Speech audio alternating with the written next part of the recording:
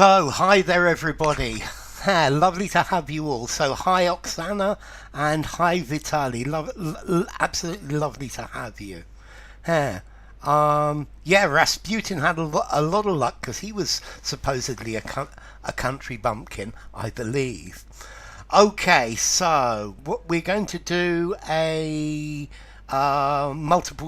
no, not a multiple choice, an open close test where you've got to guess the things. It's about a type of soup. Okay, so let's say hi to everyone. Hi to Alexander North. Good afternoon, Manisco. Hi there, Vina. Hi, Patricia. Hi, Oksana. Hi, Vitali. Hi, Alexander North. Hi, Adam. So hi there, definitely to Patricia and SSV and to Lucy as well, and to Manji and to Ronan if you're both still here as well. Okay, so let's get down to this. Hi Starry, great to have you. The next stream will be on Tuesday the 2nd of May at 9:30 a.m. UK time. Hi there Rupert as well, lovely to have you. So let's get into this. Okay, hi, hey Ronan. So the muddy history of Brown Windsor Soup. Okay, Brown Windsor Soup, it's a type of soup. Yeah? Okay, so here we go. And here is the first question. Rajdeep, lovely to have you. Considered an appetiser of choice for British royalty for centuries, brown soup has held a peculiar role in the national psyche and never existed at all. Oh, so that's very good, Lucy.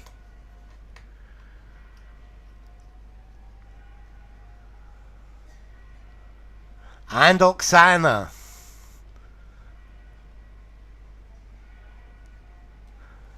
Okay, it's never existed at all. Yes, Vitali and SSV.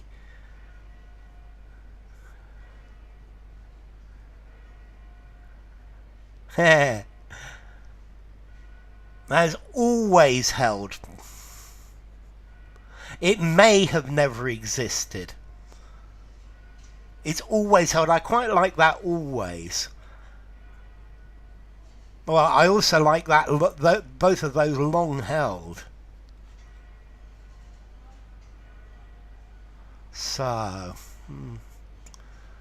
let's see. Considered an appetiser of choice for British royalty for centuries, Brown Windsor Soup has reportedly held, I like reportedly, Patricia, a peculiar role in the national psyche, and it never existed at all.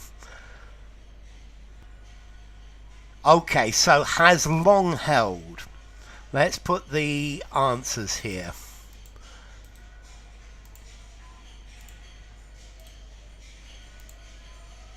Okay, so has long held.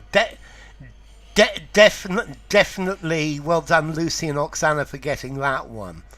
And so, and it definitely, I think definitely would work, and it may have, and it likely never existed. Yeah? I think, let's see, I think probably would be a more common choice, and it probably never existed. And it likely never existed, because normally likely is an adjective, but it's also an adverb, as you can see here. A ghost soup. Okay, he was very lucky. Wow, lucky man. Okay, so let's continue. Whoops.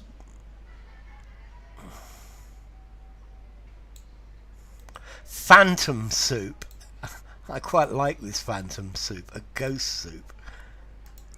Well, it does exist because it's something they do serve, and so with the exception of the recently announced Coronation Quiche, the menu for King Charles III's Big Day Banquet, I love the irony, Big Day Banquet, has to be made public, but the smart money says it will not, with a bowl of Brown Windsor Soup. Here, you're thinking of Rasputin. I know you are, Patricia. So, that looks pretty good. SSV for both of those. Good. Okay, good for Vitali. Welcome, Manji. Okay, well done, Vitali, with that kick-off. Yeah, with a nice bowl. Yeah, nice work. It's a very hot, tepid, lukewarm. Okay, well done, Rajdeep. It has yet to be. And start off or kick off for for both Vitali and Manji. Okay, so yeah,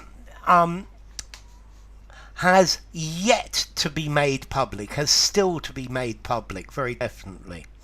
Okay, so let's give you the answers. And with the exception of the recently announced Coronation Quiche for King Charles III's Big Day, the menu for Charles III's Big Day has yet to be made public. Well done, many of you. But the smart money says it will not kick off. That's good from Vitali and Manji as well. Kick off with a steaming bowl. Okay, so there was somebody with, SSV, hot, tepid, lukewarm, steaming, definitely. Yeah. Start off, kick off, they're the same. Yeah, I think kick-off's maybe a touch less formal. Okay, a nice bowl of Brown Windsor Soup. Okay, so let's put the next one in place.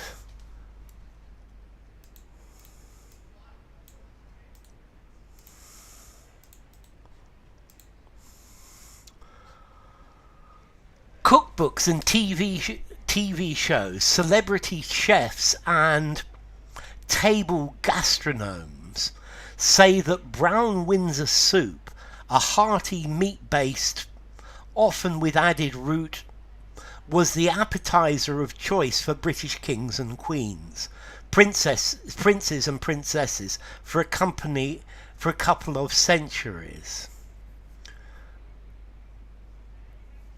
Fair table. Ooh, this first blank is very difficult. Yeah, you need probably to know a little bit of British culture with this. At a university, where do the professors eat? Which table do they eat at? Meat-based dish. Yes. Meat-based dish. Yes, for meat-based fare. Okay, so hearty meat-based fare without a Vitali. Okay, root spices. It's not the collocation. Lucy's got the collocation. Root vegetables. Dish and root vegetables. Yes, definitely Manji. Yeah, I'd have definitely treated him like royalty and better. Farm table gastronomes. The first person who's actually tried it, Alexander North. Meat-based broth. Well done with broth and root vegetables, Alexander North. With added root ginger. The Brits don't use root ginger, but they should. It's one of my favourite ingredients. Meat-based dish. Meat-based soup. Soup's a good word, but we've already got soup, so you need the synonym to soup. Look what Alexander North put. So, meat-based dishes. Yes, Pooja. So it's a hearty meat-based dish. So SSV says dish or meal. It's only an appetizer.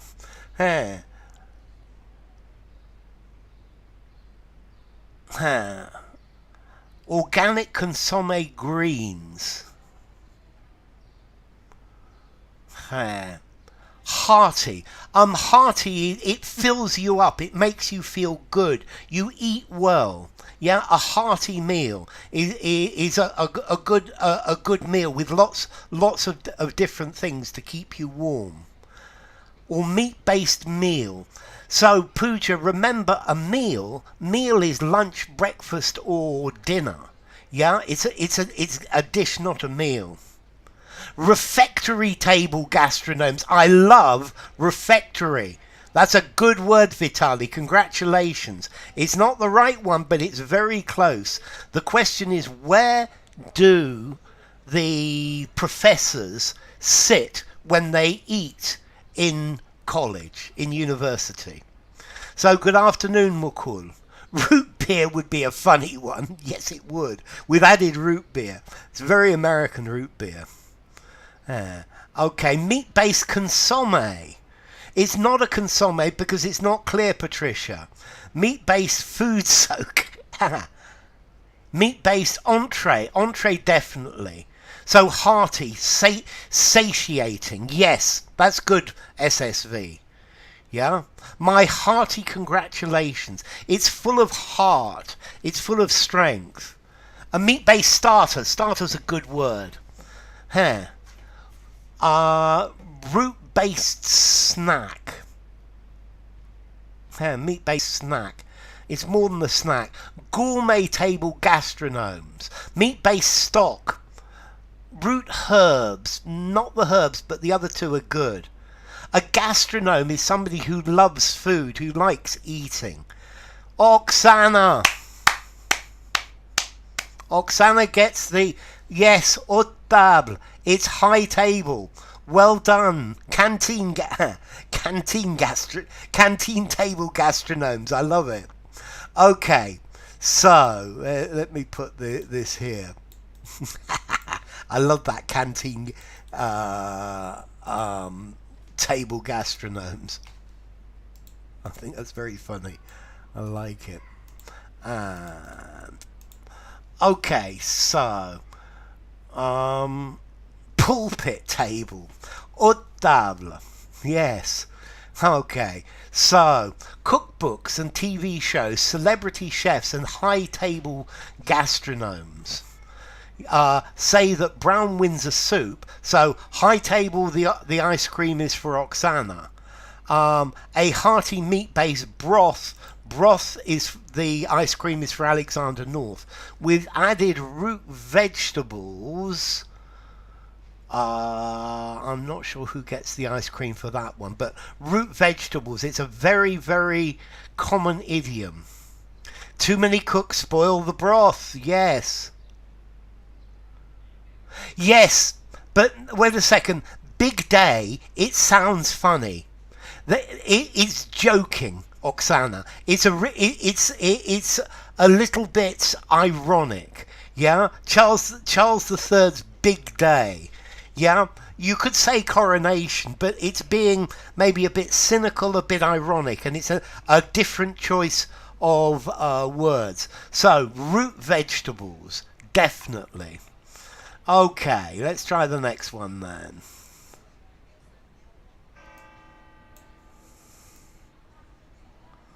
Okay, and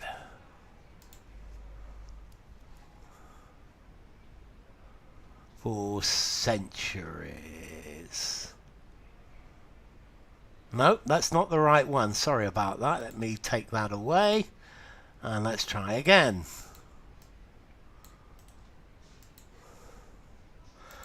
High table is the place where the university professors eat in universities, and normally they have very good food.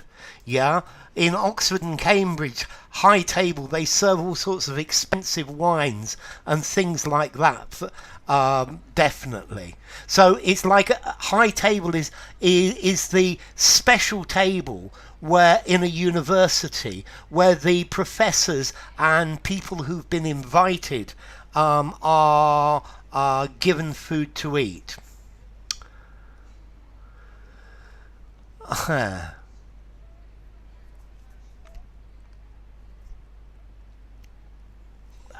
It's ironic because it's the point of view of the person who wrote the piece, Patricia. So, let's see. One popular recipe-driven website describes the concoction, Brown Windsor Soup, as the very soup to have built the British Empire, and one that was oh so fashionable in Victorian and times, adding Queen Victoria was particularly fond of it, and it regularly appeared on state menus. The very soup needed doesn't work. And next, no. Here.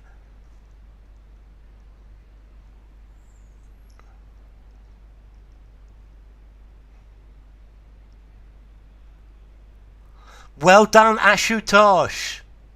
Well done, Ashutosh. So, that's really good. Okay, a soup paragon. The very soup paragon, the soup epitome. But notice the to have built after it, Lucy. Okay, Victorian and Edwardian. Definitely.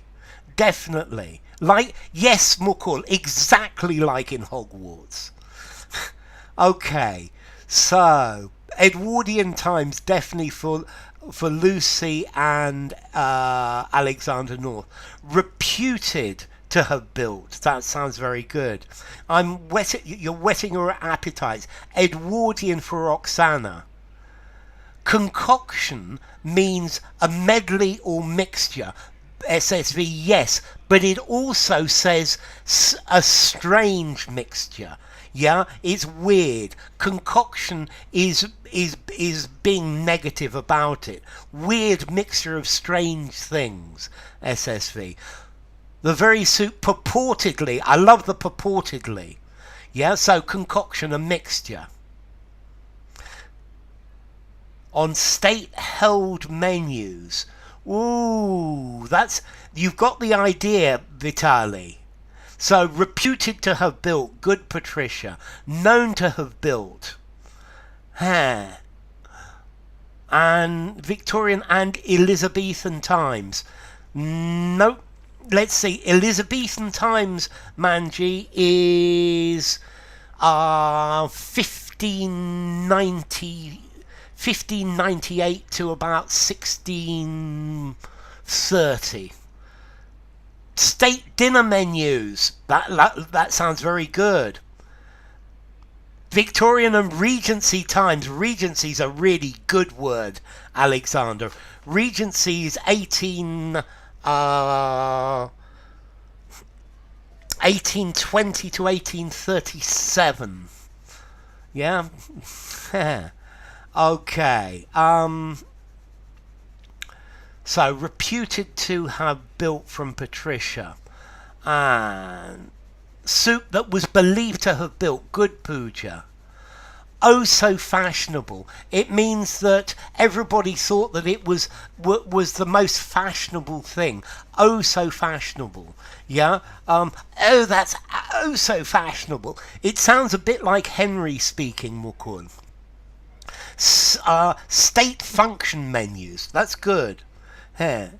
Soup short. One of the very soup, sure to have built. Okay, sure is good. Purported to have built. Alleged to have built. Supposedly to have built. That's good from Oksana and Lucy and Vitali. The very soup recipe. Yes, Mukul. It works. State organised menus. That's good. State festive menus. Conquering times. So, one popular recipe driven website describes the concoction as the very soup reputed. So, reputed, definitely, purported is good for that one as well, to have built the British Empire, and one that was oh so fashionable in Victorian and Edwardian times. Edwardian, 1901 to about 1912, I think. Yeah, another ice cream in your fridge, Alexander North, definitely. Thought to have built, good Vitali. So, state banquet menus. Victorian and festive times. Hi Buddha, great to have you. So Victorian and Edwardian, these two go together. They're both very close in style.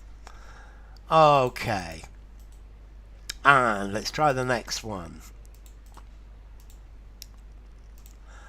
A history blog, meanwhile, that in 1918, during World War One, the British family, their name of Saxe-Coburg-Gotha, for that of the hued dish. Okay, claims that. I think that's the ice cream word straight in, Lucy. The last two are much more difficult. Got their name from. It needs to make sense the whole way through. In that particular space it works, but not for the whole sentence, Vitali. So claims for Lucy, Oksana and Manji. Let's see. Edward is Victoria's son. Yeah? Okay? And the two eras are very the same. In my opinion, the Edwardian era, the quality of things produced in the UK were very, very, very good.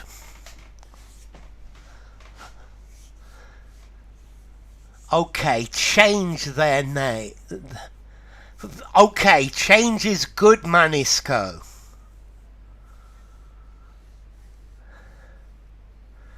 Yeah.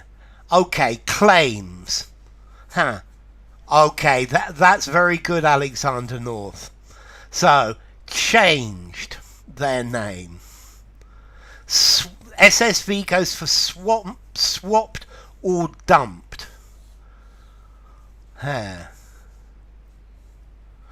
Derived their name. Derive's a good word. Swapped their name. I like derive from Pooja and swap from Manji.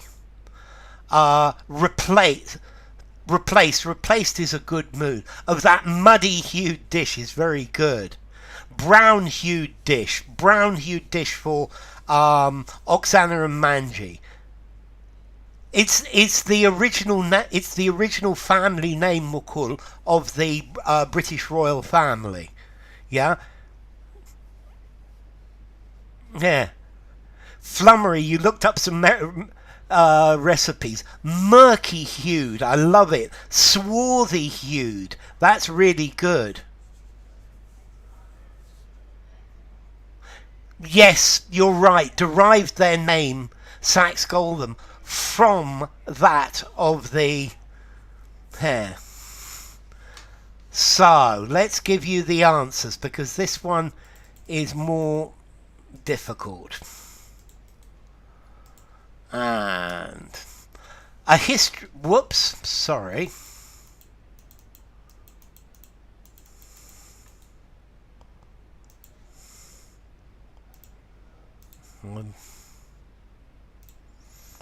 Dark or tanned is very good. Okay, a history blog, meanwhile, claims, that was easy, claims that in 1918, during World War One, the British royal family dumped, got rid of, threw away their name of Saxe-Coburg-Gotha Saxe-Coburg-Gotha, which is a German name because they were of German descent and the First World War was against the Germans, for so to dump, to throw away, for that of the dun-hued dish. So dun, it means brown. It's a good word for brown. Yes. Hair. Okay, I did a video on done because it's got other meanings as well. Yeah, it's a smart decision because they effectively sounded like they were German. And here's the second part of that paragraph because it's quite a long one. Rather than for the Thameside town, Windsor, that is the home to the 11th century Royal of Windsor Castle, in a off anti-German sentiment. Dun, it's dun-hued, brown-coloured, Mukul. Yeah, brown-hued, brown-coloured, dun-hued, because the soup is brown, Mukul. It's a brown colour. In an attempt to cut off anti-German sentiment. Both of those are good. A palace, the Royal Palace of Windsor, definitely Vitali. Well done, Vitali. You got that word again. Well done for the second one. To shake off. Shake off's very good. To ward off. I love ward off as well. Royal residence, definitely a good one. Fend off. That is in the money, SSV. In a gesture, to cut off. Okay, royal residence in a bid to fend off from Alexander North. A bid to, yeah, in an attempt to ward off. Ward off is a good phrase as well, Pooja. Okay. Okay, Mukul. To fend off, to keep away. Royal palace in a bid to ward off. That's very good, Manji. Okay, Mukul. The British royal family during the First World War, initially they had this name Saxe-Gotha, which was a German name. So they, some people say that they took on the name of the soup to sound more British, rather than take the name Windsor from the place where they have a castle. So, to fling off, to throw off anti-German sentiment. Okay, in a step. So, let's look at this. Rather than, okay, for the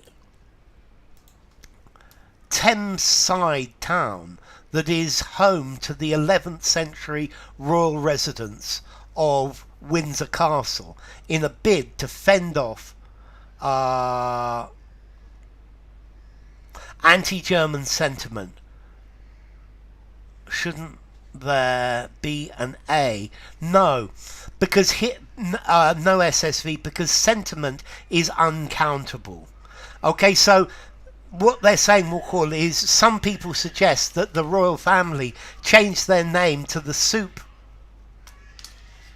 to the soup instead of because it was called Windsor, instead of to changing their name to Windsor, the place where their castle was.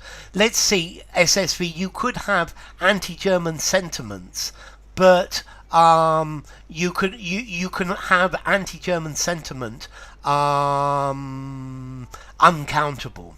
So Thameside, the River Thames, yeah. It's the most important river in England, and Windsor Castle, yeah, you did get that right, Patricia, you definitely deserve an ice cream, is by the side of the River Thames, riverside, yeah. Okay, so the Thames side, the river side, the town that is by the side of the River Thames. Okay, let's try the next one. Woo! And this,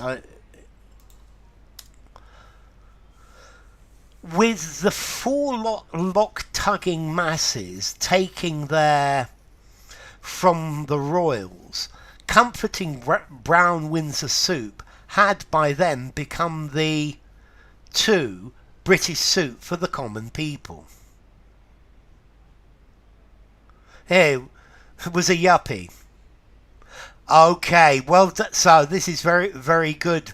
Good for Vitali and good for SSV, and then another good one for Vitali. So, before you ask me, forelock tugging masses, they are pulling on their caps. They're taking off their caps. So forelock tugging, deferent. They are showing respect for important people. Yeah, forelock tugging it, you don't need it, but your forelock is your head. You're pulling at it. Yes, sir. No, sir. 3 bags full, sir.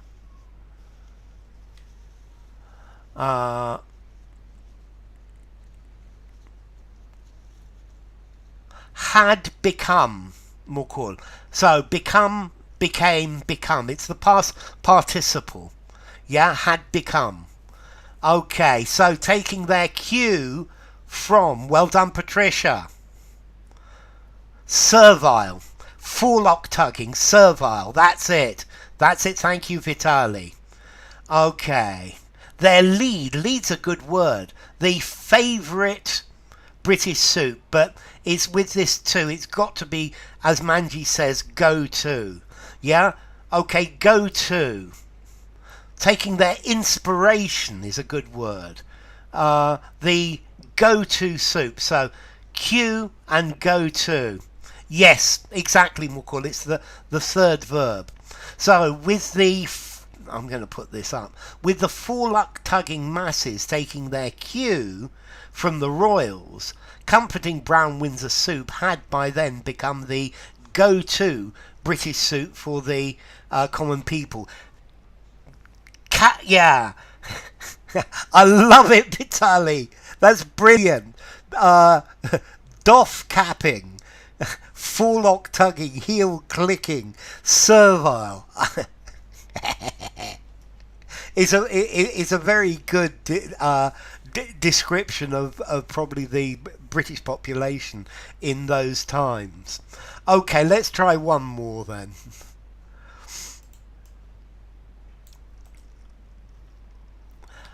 Yes, Mukul, but cue has a different meaning. A cue is the words or the thing that tell you it's time to do something else.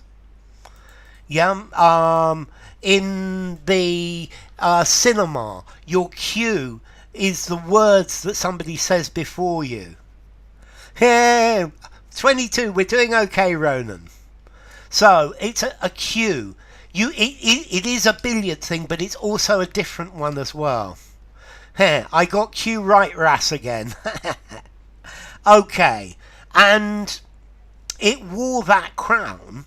Okay, so Brown Windsor Soup had that label until at least the 1940s and possibly into the 1980s.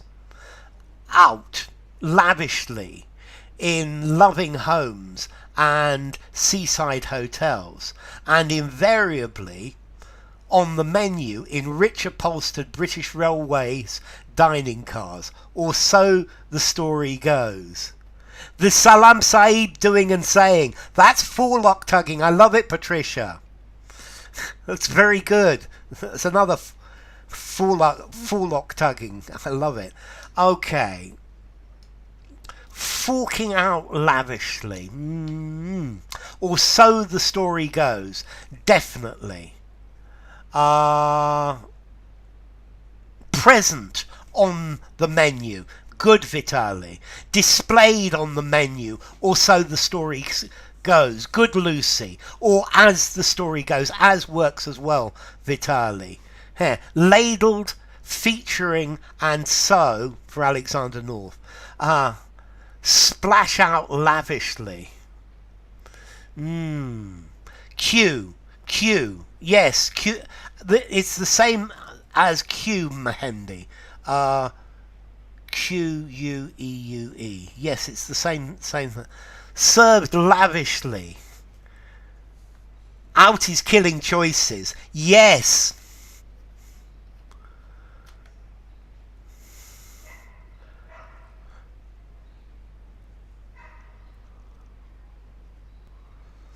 Visible on the menu. That's good, Pooja.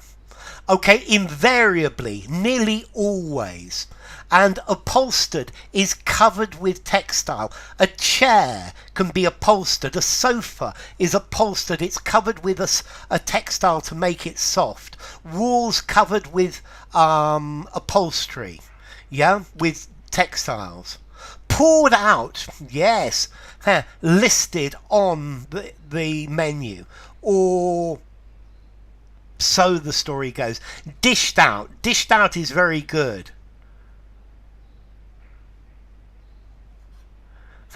Laid out. Ooh, laid out. Dished out. Dished out is pretty good. Okay, let's give you the answers then. It's ladled out. Okay, ladled out because the writer is playing with the L sound here. Yeah, this is alliteration. And it wore that crown until at least the 1940s and possibly into the 1980s. Ladled out lavishly in loving homes. Ladled out lavishly in loving homes. A ladle is this big spoon that you use to serve soup. Or so, definitely, Patricia. So ladled out, served out, dished out. Lavishly, generously in loving homes and seaside hotels, and invariably featuring, being central on the menu in richly upholstered British Railway dining cars, or so the article goes, so the story goes. So, thank you all for coming. The article, the words today have been quite difficult. The article in itself has been hard, and I'm glad you keep going. So, let's see more chords. So the story goes. This is saying that this is what people say. Or so the story goes, is suggesting that the story is not true. It's being cynical about the story. It's saying, I don't, this is the story, but I don't really believe the story. And that's why, or so the story goes. Yeah? This is the apocryphal story. So, let's see. Next stream on Tuesday, 2nd of May at 9:30 AM UK time. That's brilliant. As we're led to believe. That's good. Okay, it's been a hard article today. Okay, have a splendid weekend, all of you. Thank you, Lucy. Thank you, Manisco. Thank you, Patricia. Oh, you did fine. Thank you, Vitali. Thank you, Alexander North. Thank you, Oksana. Well done, Mukul. Well done. You kept going even though you were having difficulty, and I would like to commend you for that. It's very good, Mukul. It's lovely to have you. Okay, so thank you to Patricia and Vitali, and to Alexander North, and to who else? To Pooja. Thank you, Pooja, and thank you, Ronan, and thank you, Oksana, and thank you, Mehedi, and thank you, SSV, And thank you, Lucy, and definitely to Ronan. And who else have I got here to thank? And thank you to Manji as well, and to Pooja, and to anyone else that I have missed. Thank you, Ronan, as well. It's been lovely having you. So take care, all of you, and